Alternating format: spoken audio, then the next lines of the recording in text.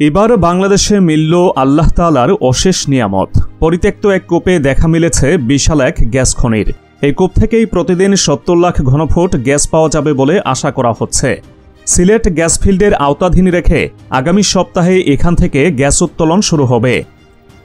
Sylhet gas field লিমিটেডের আওতাধীন গোপালগঞ্জের কৈলাসটিলা ২ নম্বর কূপ থেকে দীর্ঘদিন গ্যাস উত্তোলন বন্ধ ছিল। গত জুলাই এই কূপ পুনরায় খনন শুরু হয়। খননের পর চলতি সপ্তাহে এই কূপে গ্যাসের সন্ধান পাওয়া যায়। জানা যায়, জ্বালানির সংকট নিরসনে গ্যাস উৎপাদন বাড়াতে দেশের ৪৬টি কূপ অনুসন্ধান, খনন ও পুনঃখননের পরিকল্পনা নিয়েছে সরকার।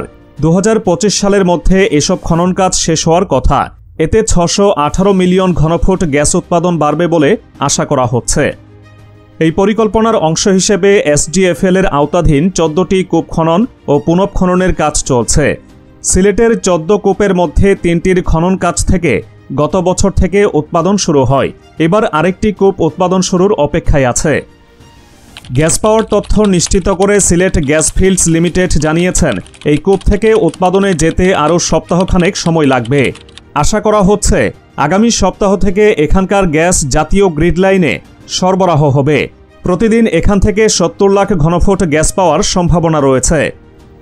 তারা আরও বলেন, এই কূপের একটি লেয়ার থেকে আগে গ্যাস উৎপাদন করা হয়েছিল। এক পর্যায়ে এই লেয়ারে পানি এসে যাওয়ায় উৎপাদন বন্ধ হয়ে যায়। সাময়িকভাবে বন্ধ থাকা এই কূপ পুনঃখনন করে আরও একাধিক লেয়ারের সন্ধান পাওয়া গেছে। সেখানে ৯ ও ১১ নভেম্বর টেস্টিং করে গ্যাস পাওয়া গেছে। এছাড়াও গ্যাসের সঙ্গে এই কূপ থেকে প্রাপ্ত উপচার থেকে দৈনিক ৭০ ব্যারেল কনডেনসেট উৎপাদন করা যাবে বলে জানা গেছে। এই কূপের ওয়ার্ক ওভারে ব্যয় হচ্ছে প্রায় ৭১ কোটি ৮৫ লাখ টাকা। এসডিএফএল এর নিজস্ব তহবিল থেকে এই অর্থায়ন করা হচ্ছে। এর আগে গত বছর সিলেট গ্যাস ফিল্ড লিমিটেডের আওতাধীন সিলেট ৮, কৈলাসটিলা ৭ ও বিয়ানীবাজার ১ নামে ৩টি পরিত্যক্ত কূপ পুনঃখনন করা হয়। এসব কূপ থেকে দৈনিক ১৬ থেকে ১৮ মিলিয়ন ঘনফুট গ্যাস জাতীয় সঞ্চালন লাইনে সরবরাহ করা হচ্ছে। বর্তমানে এসডিএফএল এর ১৩টি কূপ গ্যাস উৎপাদনে রয়েছে। এগুলো থেকে দৈনিক ৯৮ মিলিয়ন ঘনফুট গ্যাস উত্তোলন করা হচ্ছে।